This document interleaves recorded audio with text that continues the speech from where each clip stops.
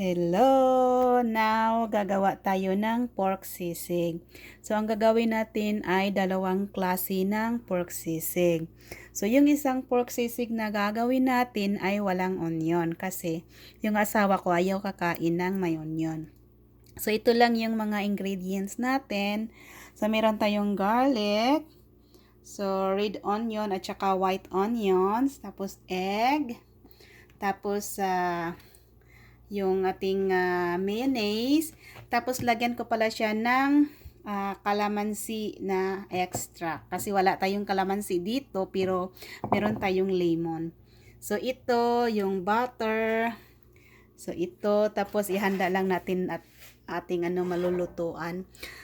Tapos itong green chili. Fresh yan. Actually, hindi na yan talaga fresh kasi nilagay ko yan sa freezer. Tapos, black pepper powder. So, meron tayong pang-mix, anong tawag dito? Seasoning mix. Tapos, meron tayong lemon.